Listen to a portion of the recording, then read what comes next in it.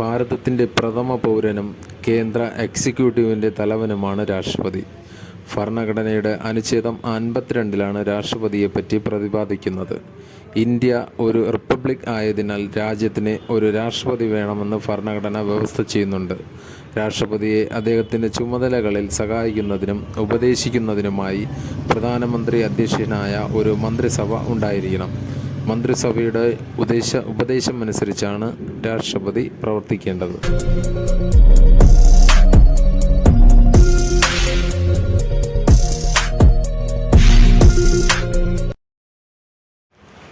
രാഷ്ട്രപതിയും അധികാരങ്ങളും. രാഷ്ട്രപതിയാകാനുള്ള യോഗ്യത ഇന്ത്യൻ പൗരനായിരിക്കണം. 35 വയസ്സ് പൂർത്തിയായിരിക്കണം. ലോക്സഭയിലേക്ക് തിരഞ്ഞെടുക്കപ്പെടുന്നതിനുള്ള യോഗ്യത ഉണ്ടായിരിക്കണം. ഇന്ത്യയിലെ ഏതെങ്കിലും സർക്കാരിൻ്റെ കീഴിൽ കേന്ദ്ര സംസ്ഥാന സർക്കാരുകൾ, തദ്ദേശ സ്വയംഭരണ സ്ഥാപനങ്ങൾ പ്രതിഫലം പറ്റുന്ന ഉദ്യോഗസ്ഥനായിരിക്കാൻ പാടില്ല. എന്നാൽ ഈ വ്യവസ്ഥയുടെ പരിധിയിൽ രാഷ്ട്രപതിയുടെ കാലാവധി 5 വർഷത്തേക്കാണ്. തിരഞ്ഞെടുപ്പ്, മരണം, രാജി, ഇംപീച്ച്മെൻറ്റ് തുടങ്ങിയ കാരണത്താൽ രാഷ്ട്രപതി സംസ്ഥാനത്തിന് ഒഴിവ് വരുമ്പോൾ പുതിയ രാഷ്ട്രപതിയെ തിരഞ്ഞെടുക്കുന്നതുവരെ ഉപരാഷ്ട്രപതി ആ സ്ഥാനം വഹിക്കും. രാഷ്ട്രപതി സ്ഥാനത്തിന് ഒഴിവ് വന്നാൽ 6 മാസം തികയും മുമ്പ് പുതിയ രാഷ്ട്രപതിയെ തിരഞ്ഞെടുക്കേണ്ടതാണ്. ഈ വിധത്തിൽ തിരഞ്ഞെടുക്കപ്പെടുന്ന പുതിയ രാഷ്ട്രപതി 5 വർഷക്കാലത്തേക്ക് തുടരുന്നതായിരിക്കും. രാഷ്ട്രപതി തിരഞ്ഞെടുപ്പ് സംബന്ധിച്ച എല്ലാ തർക്കങ്ങൾക്കും അന്തിമ തീർപ്പ് കൽപ്പിക്കുന്നത് സുപ്രീം കോടതിയാണ്. രാഷ്ട്രപതിയുടെ അധികാരങ്ങൾ. ഭരണഘടനയുടെ 53 അനുച്ഛേദം അനുസരിച്ച് കേന്ദ്ര സർക്കാരിൻ്റെ നിർവഹണാധികാരം രാഷ്ട്രപതിയിൽ നിക്ഷിപ്തമായിരിക്കുന്നു. അദ്ദേഹത്തിന് ആ അധികാരം നേരിട്ടോ കീഴുദ്യോഗസ്ഥന്മാർ മുഖേനയോ വിനിയോഗിക്കാവുന്നതാണ്. ഭരണഘടന നിർവഹണാധികാരങ്ങൾ.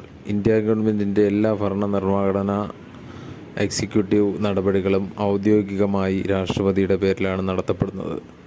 ഇന്ത്യ ഗവൺമെൻറ്റിൻ്റെ പ്രവർത്തനങ്ങൾക്കും ആ പ്രവർത്തനങ്ങൾക്കു വേണ്ടി മന്ത്രിമാർക്കിടയിൽ വകുപ്പ് വിഭജനം നടത്തുന്നതിനുള്ള ചട്ടങ്ങൾ നിർമ്മിക്കാനും അധികാരമുണ്ട്.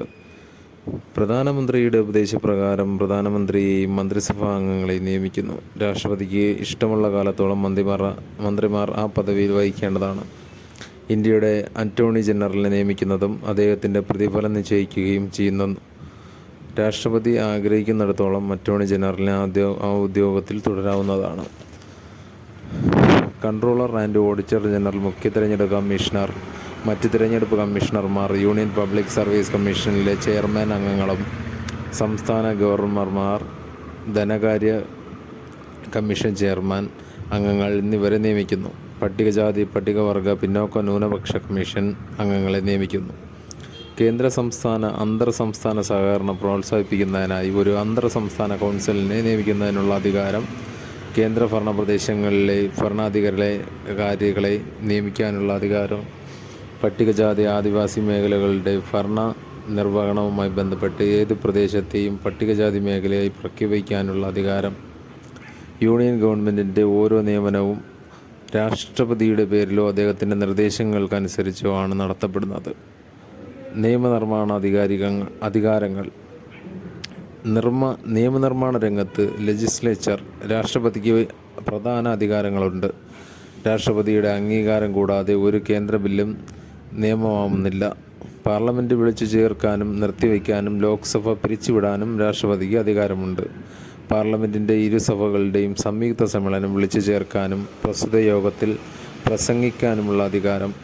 പൊതു തിരഞ്ഞെടുപ്പിന് ശേഷമുള്ള ആദ്യ സമ്മേളനത്തിലും വർഷം തോറുമുള്ള ആദ്യ സമ്മേളനത്തിലും സർക്കാരിൻ്റെ നിയമങ്ങളെ സംബന്ധിച്ച് പാർലമെൻറ്റിനെ അഭിസംബോധന ചെയ്ത് സംസാരിക്കുന്നു. പാർലമെൻറ്റ് പാസ്സാക്കുന്ന ധനബിൽ ഒഴികെയുള്ള ഓരോ ബില്ലും രാഷ്ട്രപതിയുടെ അധികാരത്തിനായി സമർപ്പിക്കേണ്ടതാണ്.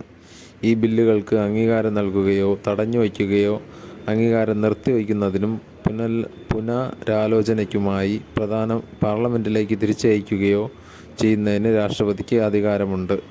രാജ്യസഭയിലേക്ക് 12 അംഗങ്ങളെ രാഷ്ട്രപതിക്ക് നാമനിർദ്ദേശം ചെയ്യാം.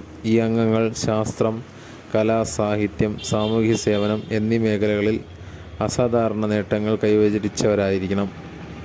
പാർലമെൻറ്റ് സമ്മേളനങ്ങളില്ലാതിരിക്കുമ്പോൾ നിയമങ്ങൾക്ക് തുല്യമായ ഓർഡിനൻസ് പുറപ്പെടുവിക്കാനുള്ള അധികാരം CAG UPSC, ധനകാര്യ കമ്മീഷൻ തുടങ്ങിയവയുടെ റിപ്പോർട്ടുകൾ പാർലമെൻറ്റ് മുമ്പാകെ അവതരിപ്പിക്കുന്നതും രാഷ്ട്രപതിയാണ്.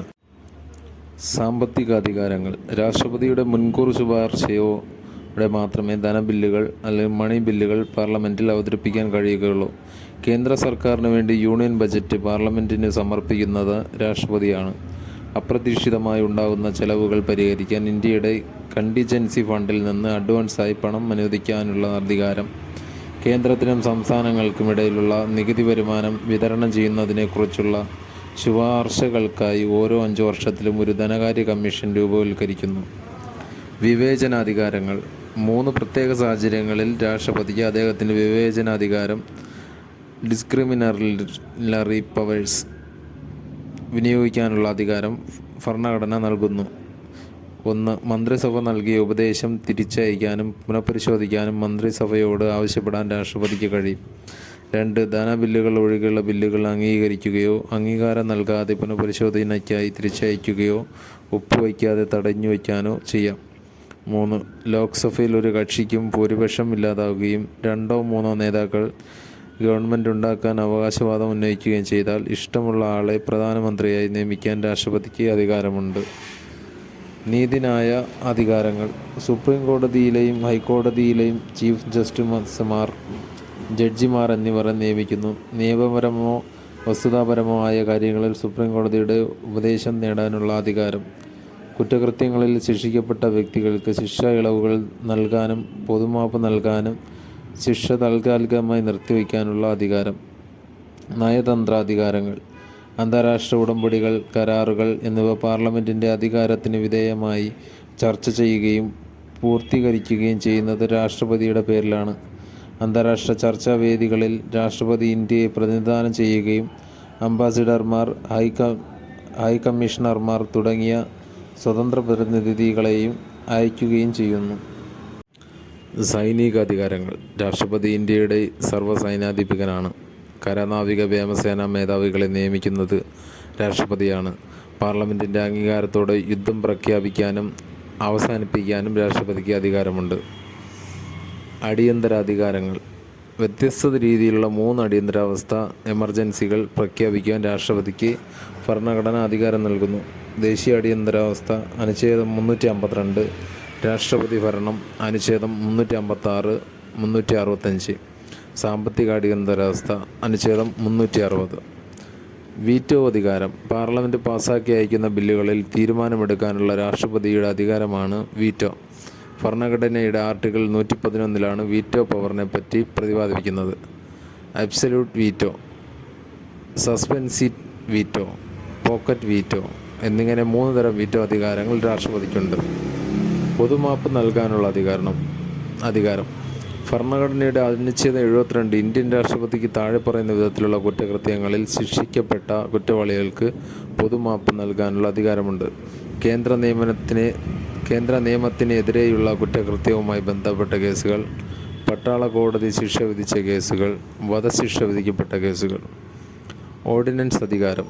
ഓർഡിനൻസ് പുറപ്പെടുവിക്കാനുള്ള അധികാരമാണ് രാഷ്ട്രപതിയുടെ ഏറ്റവും പ്രധാനപ്പെട്ട നിയമനിർമ്മാണ അധികാരം. അനുച്ഛേദം 123.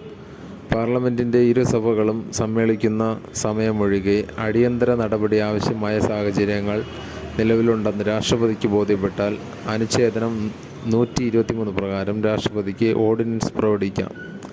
രാഷ്ട്രപതിയുടെ ഓർഡിനൻസിന് പാർലമെൻറ്റ് പാസ്സാക്കുന്ന നിയമത്തിന് എന്ന പോലെ പ്രാബല്യവും ഫലവും ഉണ്ടായിരിക്കും. ഈ ഓർഡിനൻസുകൾ പാർലമെൻറ്റ് വീണ്ടും സമ്മേളിച്ച് 6 ആഴ്ചയ്ക്കുള്ളിൽ പാസ്സാക്കേണ്ടതാണ്. രാഷ്ട്രപതിക്ക് എപ്പോൾ വേണമെങ്കിലും ഓർഡിനൻസുകൾ പിൻവലിക്കാവുന്നതാണ്.